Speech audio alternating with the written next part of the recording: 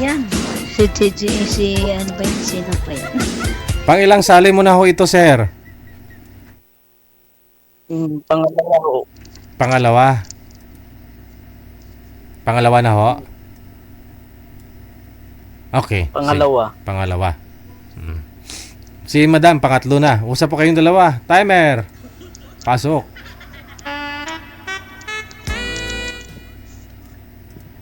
Yung madam, taga saan kayo? Huwag namang madam po. Siya na lang po siya. Taga Siya. ano po? Taga Butuan po. Kayo po? Dito ako sa Pangasinan. Mm, Sige, medyo sir. nailayo Isagad po. bang ulo, sir? Wait na yung mukha ko. Isagad lang. Huwag masyadong sagad, Teji. Sakto lang. Aray. Binata ka ba po? Or piudo pa? Walayo ako. Kayo ba? Kayo. Hiwalay din po. May isa din po akong anak. 18 years old, lalaki. Ilang taon na kayong walay? 10 years po. After 10 years, nagka-shota naman po ako. Hindi po kami nagkatuluyan. Ayun. Bakit? Wala. Di ko po alam. Baka may hinahanap siya ng mas maliban pa sa akin. Ako, dalawa yung anak ko. Maliliit din. Isang 10 at saka 10. Kasi may edad na ako nagkasawa. Ano po trabaho niyo po, sir? Construction lang ako. Nasa'yo yung mga anak niyo?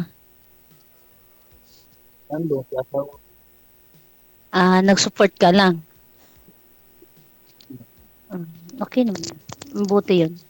Para hindi hindi makaso. Ikaw nagtatrabaho ka. Wala, dito lang po sa bahay, lang po, may nagkalaga lang po ng mga baboy. Isa lang naman anak ko, yun lang binubuhay ko.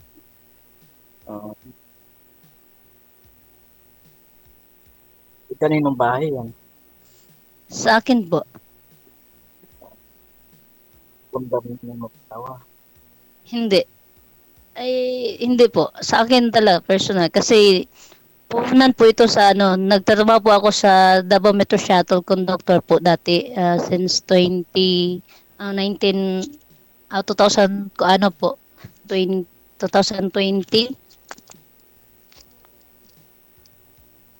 Okay, bago 2019 hanggang 20 po, 21. Yun po.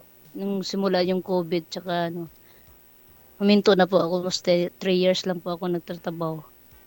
Napabayad na lang po ako kasi di ko na po kaya magtrabaho kasi naapektuhan yung mata ko kasi madaling araw kami makauwi tapos maaga gumising. Yan, di naman maiwasan maligo umaga, madaling araw.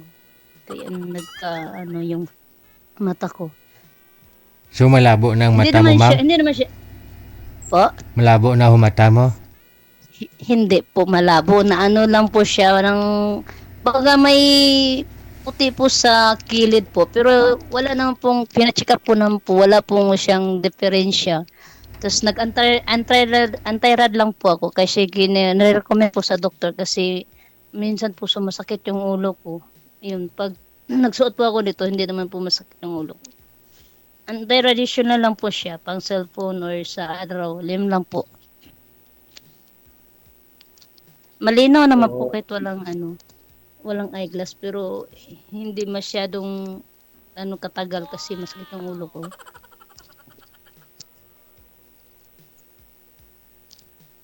may asawa na yung asawa mo ngayon. Yes po. May 3 anak na. Madami Oo. Kasi yung nag-break up pa kami 2010. Tapos hindi pa abot ng 1 taon. Mga ilang months lang nag-asawa na siya. Kapitbahay ko lang din yon. Tapos batang-bata pa sa akin. Ibig sabihin wala kayong anak. Mayroon kaming anak, isa po. Isa lang anak namin. Bakit ilang taon pa lang yung anak mo ngayon 18. 2007 po ako ng anak po. Ang 18 dinig ko years kasi old kanina. Ang po. dinig ko kasi kanina. Ang dinig ko kasi kanina. 18 years old na po. Nag-18 siya nung ano. Mag-19 siya ngayong next month. June. Ay, yung mga magulang mo, saan? Mama na lang po. Kasi yung papa ko wala na. Si mama na lang andun sa Davao. Nag-asawa na din. Minsan, umuwi naman sila dito. Yung mga kapatid ko. Malayo din sila. Nasa Manila. Nasa, ano sila. Sa Sur. Sa Surigao, ganun. Tatlo lang kami dito sa isang, ano, lugar namin dito sa Butuan. Nung, nung binata ako, kumuuso pa ng sulat-sulat eh. May kasulatan ako dyan sa Davao dati. Kasi hindi pa uso yung cellphone. Oo, pinupunta niya ako sa kanila nung tabiyuda siya. Pero ilang taon ko na ba no? 20 plus pa lang ako nun. Pero matanda siya sa akin. Ilang taon na po kayo nag-ano sa asawa mo po? Biyudo kayo or hiwalay ba? Ano ba? Wala. Bakit naman po kayo naghiwalay din? Pakilapit ng mic, ma'am. Nawala talaga busis mo. Dumedede pa nanay niya. Baliktad, dapat kayong dumididi, no? Kasi yung asawa, kasi yung ex-husband ko po, hindi naman yun ano, pero Hindi dumidede. asawa naman tatawag yun, kahit hindi pa kami kasal, asawa ninyo, tinatawag na kasi nagsama na kasi sa isang bahay. Yun, hindi maiwasan yun, araw-araw pumunta sa kaniyang mama, tapos uwi na madaling araw, lasing pa, andun. Hindi, mamas boy talaga yun. Ganyan pala pag, ano, Kami, ang problema namin, kasi wala naman akong planong umalis sa magulang niya, sana. Ang problema, yung magulang niya, ilang beses na akong pinagwalaan, hindi ko man alam yung dahilan. Ang alam ko lang dahilan, kung kwan ba, yung ayaw niya sa akin. Bakit Yung tayo? pangalawang beses namin naghiwalay, nung unang naghiwalay kami, ah, niyayaya ko sa bumukod, mangupahan kami. Ayaw niya. Sinabihan pa nga niya ako na mawala na lang daw ako ng paramula. yun. Ngayon, Hindi ka gusto para sa anak niya. nalaman ng tita niya, pinagtayo ko, pinayagan ako magtayo ng bahay dun sa tabi nila. Apo. Unti-unti kong ginawa. Pag sumasahod ako, bumibili ako materialis. Ako na ang gumagawa kasi mason carpenter ako. Mm. Nung kwan, ayaw na magpintiran. Ayaw niyang umuwi do. Mm. Kaya nung sabi ko sa kanya, balik na naman kami sa kanila. Sabi ko sa kanya, wag mo nang hintayin na maulit-uli na pag wala na ako ng tatay mo. Kasi pag naulit, babalik kahit kailan ka. Kahit nangyari, hindi na ako babalik. Pag nagwawala po Hindi bang na ulit. pag nagwawala po bang biyanan mo, sir, anong ginagawa sa iyo? Anong rason niya ba't nagwawala? Pinalalayas ako, yun yung kanya. Ah. Magmumura yun. Alam mo, magmumura siya, Tagalog, Pangasinan, Ilocano. Baka ho hindi mo English, binibigyan ng pantagay. Isa pa yun, kasi ang katwiran ko, hindi ako umiinom eh. Oh. Hindi ako umiinom, bakit ko siya bibilan ng alak? Mm. Yun ang katwiran ko. Siguro, isa rin dahilan yun, kaya ganon. Pero may trabaho naman po kayo. Ako naman ang nagtatrabaho, hindi naman yung asawa ko sa bahay lang. Yun, nung umalis ako doon, kasi nung nagwawala siya, nagbasag ako ng upuan.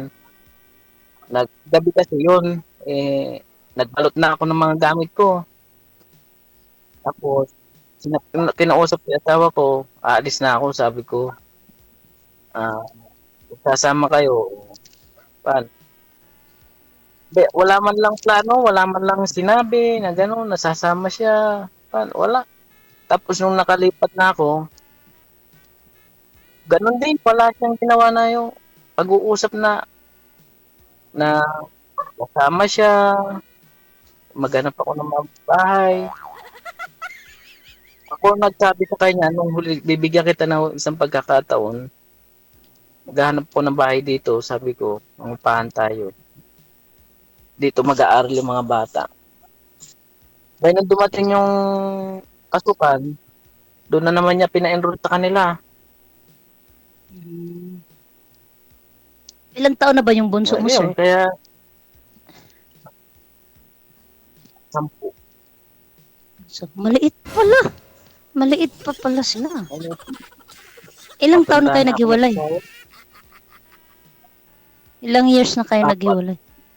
Ah, bago pa. years, Ilang taon ka na pala? 47. 42? Ito, 47. Ito. Ah, 47. Bata pa. Kaya pa yan ng ano, dagdagan. Ito, ilang Kaya, taon na? kaya pa yung dagdagan yung edad ni DJ, hindi yung ano.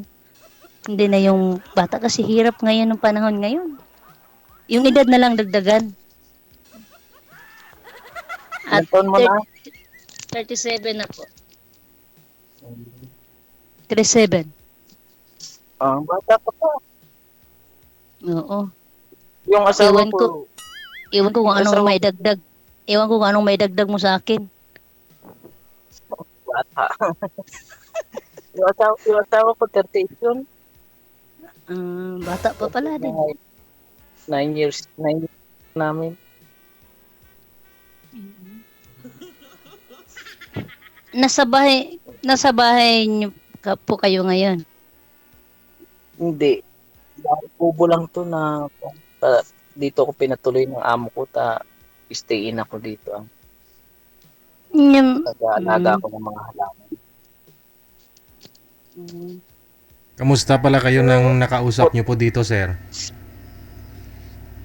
Kamusta po kayo nang nakausap mo? Hindi niya ako inadta. Kasal Facebook? daw ako.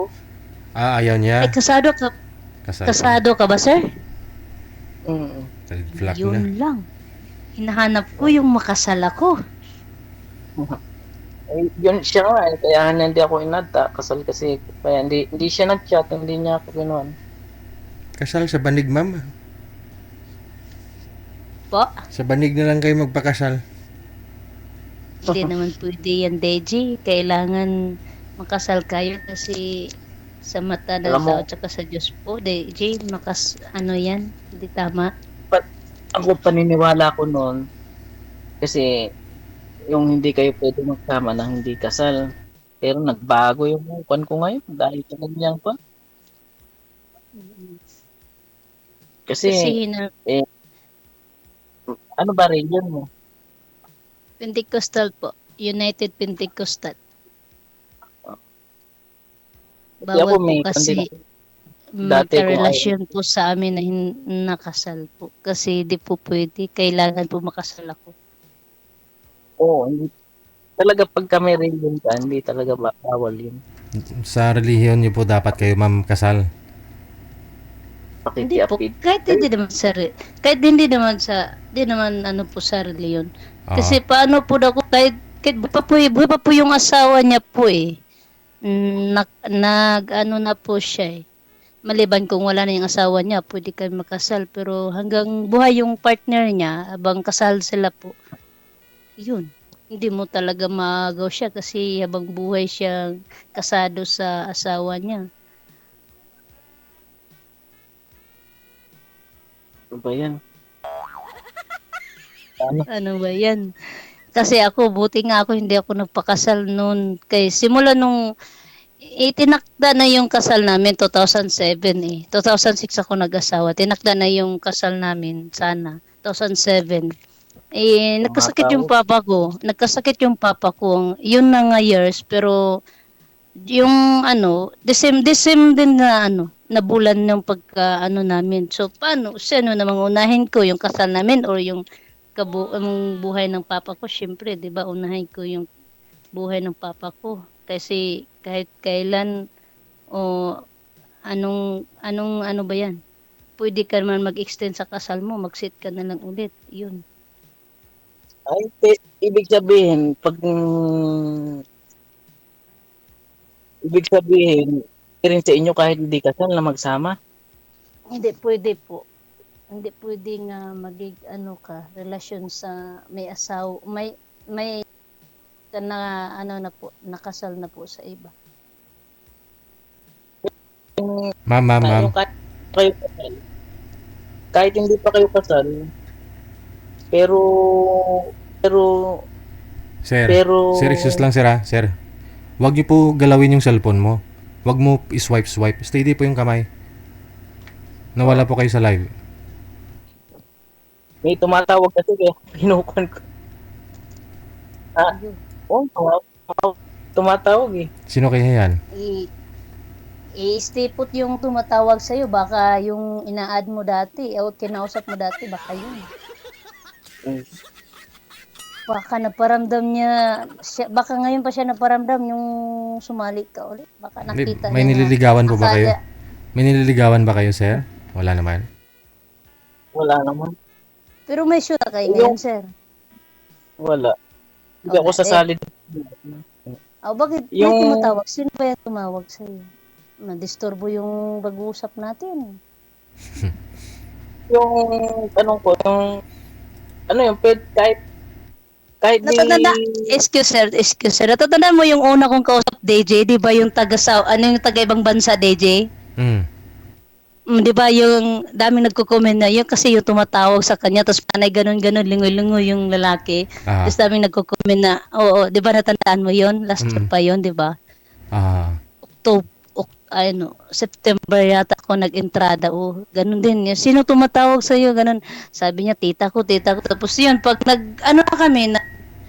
online na po kami, nag-add na po kami, nag-private na po kami, nag-contact. Ayun. Po, na-booking na din siya sa wakas. Inamin niya. Opo, na-booking. Kasi may shoota siya doon. Tapos after mga mga 1 week, 2 weeks, sinagot ko siya. Ganun. Tapos, hindi ko lang siya pinagbigyan kasi sinubaybay ko na po, di ba, yung pangalawa kong sali. Na ganun kasi may hiningi siya sa akin na hindi ko pwede ibigay kasi bago pa lang kami, di ba? Hindi naman forget kay babae ka ako ngayon na dumaan ako sa ganyang mga status, ibigay ko agad ganun. Siyempre naman, nirespeto ko rin yung sarili ko. Gusto niya may makita, gano'n. Oo, ganun yung mga online, di ba, DJ? Tapos sinabi ko yun. After mga 2 weeks, tapos after mga 2 weeks, nag-change profile na siya. Tapos ina-restrike na niya ako kasi hindi ako makasend sa kanya. Tapos after mga ilang araw, bumalik na naman, binabalik niya yung ina-restrike niya. Tapos ganun, binalik niya yung profile niya, tapos nag-sorry siya. Di okay naman ako, sorry. Tapos after mga ganun pa rin hinihingi niya. Hindi ko binibigay, hindi ko pinagbigyan. Kasi siyempre, bago pa lang, hindi naman sana papakipot ako ng Siyempre, may naman ako sa sarili ko. Tapos ayun, nag-change profile. Yung profile na niya, kasamahan niya yung shoota. May shoota pala siya dun sa ibang bansa. Siguro yun, shoota niya, nagpapakita eh. Ikaw hindi eh. Yan, hindi lang pinagbigyan na anong gusto. Yan, lumabas talagang tunay na kulay. Alam mo, ako nagka-shoota, tapos, kasi nung nagkakilala kami, nag-a-apply siya ng abroad. Aha. Sir, mata mo lang yung nakikita sa live. Kasi pakita yung buong mong mukha. Yan, okay, steady lang po yung cellphone ha. Yung kamay. Yan. Gwapo naman si sir eh. Ano pala, hindi ko na alam yung pangalan mo sir. Ano pala yun? Pusilito. Oslito. Gwapo ka naman. Hindi ka man may ka naman. Ano po yun, sir? Ano nangyari, sir, sa girlfriend mo? Sa girlfriend mo sa ibang bansa? Ano po yun? Nag-apply siya na ibang bansa. Ngayon, sabi ko, baka makakita ka ng gwapo doon. Gwapo. Mayaman. Baka malaki ang salita. Sabi ko, ipagpalit mo na ako. Ayan. Nangako naman siya, hindi. Alam mo pa, unang dating pa lang doon nagkaroon na ng kakilala. Siyempre gano'n naman 'yun, maging Friend, ano ka naman sa friendly. ibang bansa para hindi ka ano do'n. May Mm. close friend ka ba? In-block na niya. In-block na niya ako sa Facebook. Ayan, na-block ka na kasi may puti Pero na do'n. pero pero sa WhatsApp, kinuha niya ako, hindi niya ako binablock. Basta niya, ang gusto niya mangyari, pag-uwi niya, sa akin siya. Hmm, Hindi naman ako payag ng gano'n. Sabi ko, pinaubaya ko na siya doon sa kuwan. Chinat ako nung kuwan bigay sa akin yung mga chat nila. 'yun. Iwan Ang ang sakit hindi naman lahat ng babae or lalaki gano'n, 'di ba? Siyempre may ano lang siya, may hinahanap lang siguro siya na matagal na niya gusto magpakawala sa'yo. yun, Kaya gano'n ang naghanap lang siya ng tiyempo na makapunta mm. sa ibang Yun ang bansa. yun ang kuwan kasi 'di ba kalimitan na ng mga nag-iibang bansa, ganyan ang nangyayari. Kaya Kundi ang babae magloko, lalaki dito.